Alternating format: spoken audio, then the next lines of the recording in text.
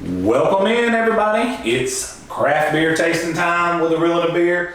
Tonight we're going at it with a little bit different angle. Mr. Mike King's in house. Last week when I was out of town on the West Coast, we did a Pilsner show with an all-star cast with Kate Fackel and Nick from Cheehaw Brewery.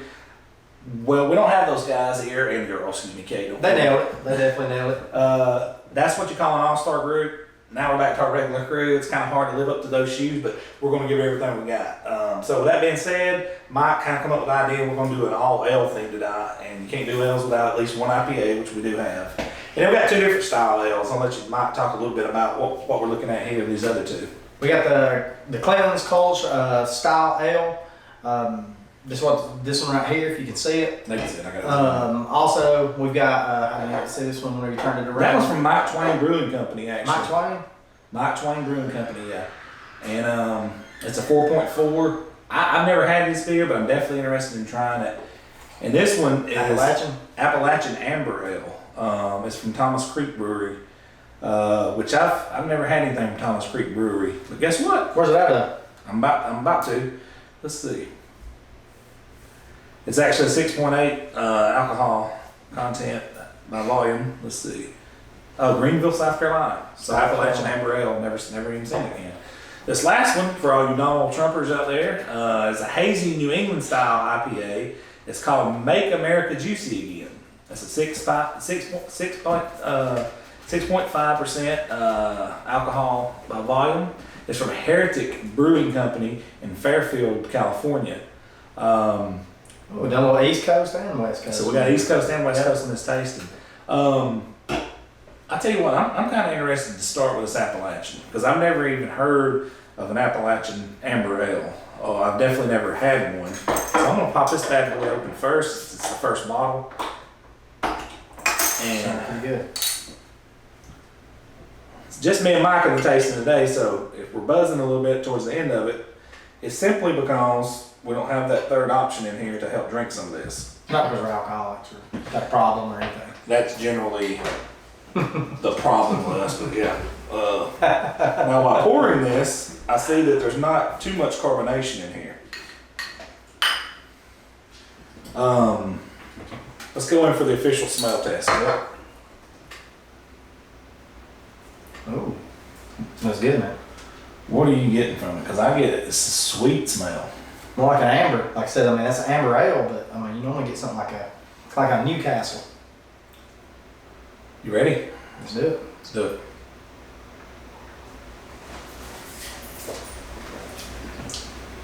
It's got that amberish irony.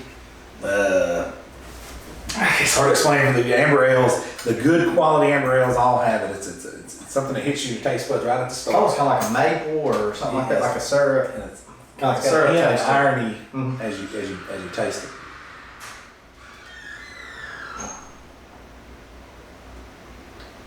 That's good, man. The second drink's definitely better. Yeah. I was drinking a little bit of a Moscow Mule earlier. It gave me messed my taste buds up a little bit, but this is bringing them back. I like that one a lot. It's good beer. The more you drink, the more you like it. It's refreshing, no aftertaste at all that I'm tasting. Yeah, that doesn't have any aftertaste at all. I mean, and any aftertaste you do get, it's going to be smooth. It's got a sweeter taste to it. Like I said, it's almost kind of like you get a maple flavor to it. So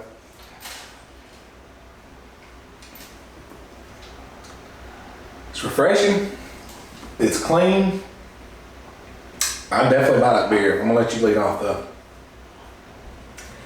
well, I think this one is, like I said, it's a good clean taste. It's there's no aftertaste. You don't feel like some beers just linger. And this beer here is just one of those where every taste just gets better and better. It's smooth, so you can just continue to drink it. You could easily, to me, I would buy a 6-pack of this and just continue, and I could drink the whole thing. You wouldn't feel bad about it. You wouldn't want to change it up. To me, this isn't a beer that I think that you would want to change. It'd be a good beer with some wings or something like that, especially since football season's up. It's not too heavy. Yeah, not too heavy. It's not like a porter or a stout or anything. It's a really good beer. I want to give it a solid 8. An 8. I'm gonna give it an 8. I like it. I'm gonna let you do the dirty work over there, man.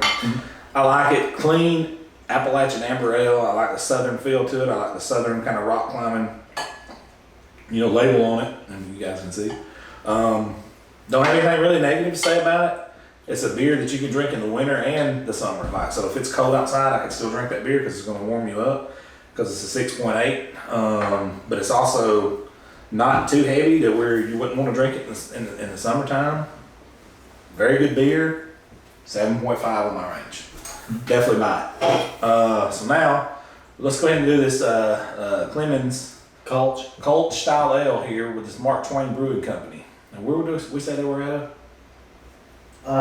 Did you say South Carolina? Was that was one in South Carolina. We get better with these things, man. I tell you what. We don't know where they're made, but Mark Twain's on it. And they don't want to tell us where they're made at, and hey, let's roll it. You named it earlier. You just might have to rewind. Wow.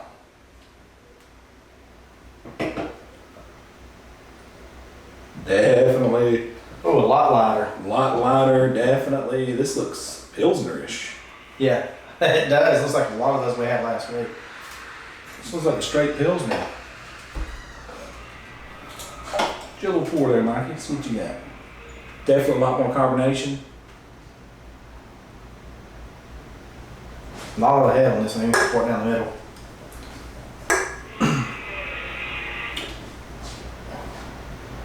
You got a little bit more than me on this one. Oh, wow. Yeah, we should have dumped that one over. You just hammer. You just got the hammer on this one. You ready? We'll knock it down. Let's go. Hold on. A lot of movement in that glass. All right, let's do I it. was about to say.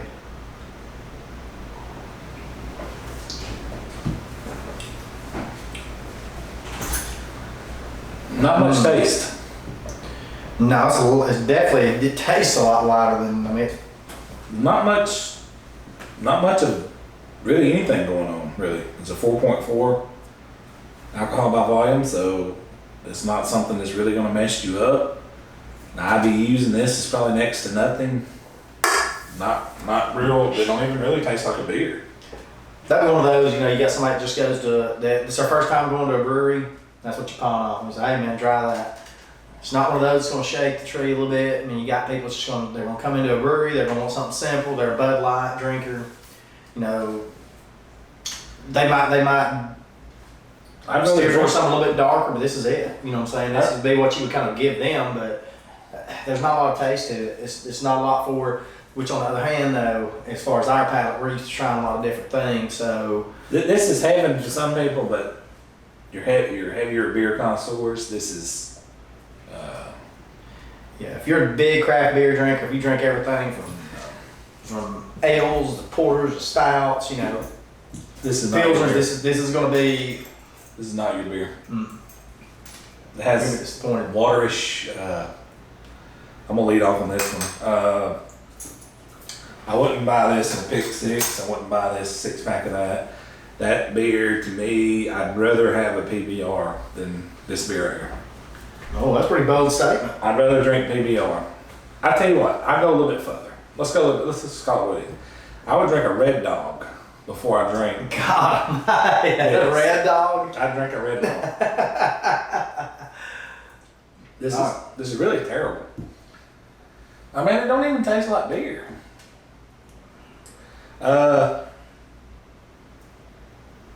It's not awful like the Dirty Bastard was. I'm not Dirty Bastard. But what was that bastard beer from Founders? They got a Dirty Bastard that's fantastic, and then the old Hillbilly Bastard or whatever. Yeah. Oh my! It was just a bastard drink. It was just a bastard worst drink I've ever put in my mouth. It's not horrible like that, but it has no taste. It's not as bad as that, which I gave a 1. It's a flat low end 2, just a flat 2. It's not good. Oh man. Well, God, get it out. I don't want to quite go as low as a 2 because I am going to take consideration of the new craft beer drinkers and take that in consideration. This is going to be something more for them. They're going to be able to to enjoy this beer because when you're first starting out, really a lot of darker beers, and you're used to drinking your Miller Lights and your Bud Lights and things like that, this is going to be the beer that you're going to have to go to. It's something just like this. So, but it doesn't have a lot of flavor. If this is ruin your day, I'm reading this straight from this can. I can't make this up. This is where I know it's absolute bullshit. Brewed in a traditional German style, bullshit. Features classic Pilsner malt flavors, bullshit. A delicious fruity, did you taste any fruit? Just a little bit, but you don't get any much flavor. Aroma and mild hop bitterness. Did you taste any bitterness? No bitterness, it's so damn mild. It's like, I don't know, this is gonna sound disgusting. I'm not even gonna say it. Because what I was gonna say is like somebody drank a good beer and then pissed and then you drank that. That's what this is. It's Pretty bold statements with it. I'm gonna go. 2. I'm saying 2. I'm gonna go as low as a 2. Like I said, I want to take consideration of those people that do drink that, but I don't think the flavor of it doesn't have much flavor. So I'm gonna go with a 4.5.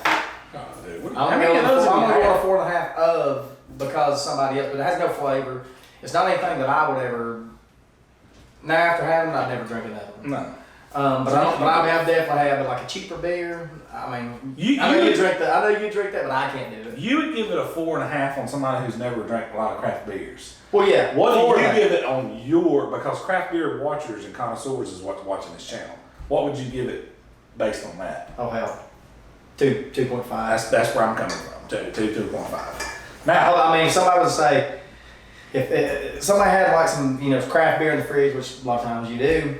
And you said, "Hey man, here, give me this." I'd be like, "I think he's damn mad at me." Yeah. What the hell's he didn't give me this shit? If somebody gave me that and we're at the craft beer guy's house, I'd be like, "Dude, I'm not coming to your house." This guy's mad at me. We're not friends. He's right. obviously hiding something. So now we're going to break to the hazy New England style IPA, which stands for IPA. What is IPA? What is India Pale Ale? Yeah, India Pale Ale. India Pale Ale. So now, Heretic Brewing Company out of California, which I think is kind of hilarious. In New England style, brewed in California. Make America juicy again. So they're pissing people off, and they're getting them back on their side, and they're pissing people off, and they're getting them back on their side with this can, and these words are written on it. Sounds like our politics these days. Right. I like the puppet on the right. No, I like the puppet on the left. And then you got one guy controlling the puppets. We're not getting into that. We don't do politics on the show. Get set here. So I'm gonna pour a lot more on mine this time just to make up for that one. You go ahead.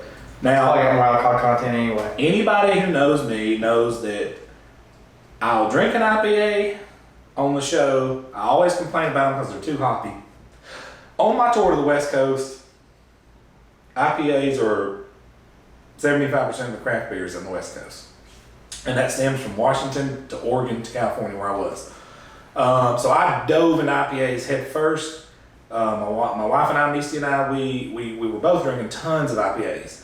With that being said, I've got my IPA flavors back in, and I've been drinking some just unbelievable IPAs. And I've noticed one common denominator, and that denominator is on the West Coast, they don't over hop their IPAs. Even their doubles, you still taste good beer and you taste hops. It's not pure hops with a hint of beer. It's opposite out there. They do a really good job. So I'm interested to get my hands on this because it was brewed in California. So I'm interested to try this beer. I'm really interested to try this beer. So just off the smell test, Fiercely independent. I'm in.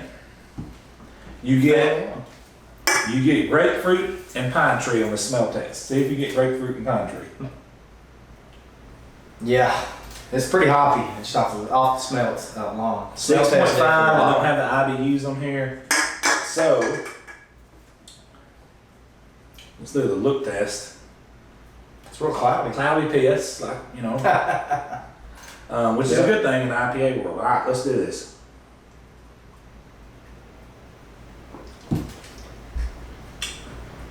Oh wow, that's a lot smoother than it smells. A lot smoother.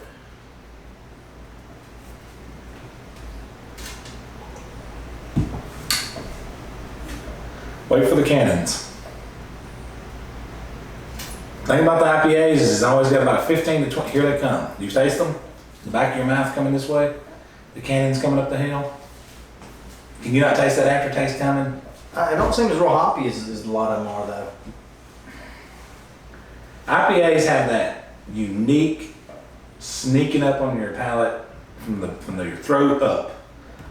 But normally you feel it back here, and that one is as bold as a lot of them. But I mean, you did though, and it does Because I've discovered West Coast people do the correct amount of hops, and they're not trying to flex their muscles in the hops world. Mm-hmm. They do just enough and still make a great beer.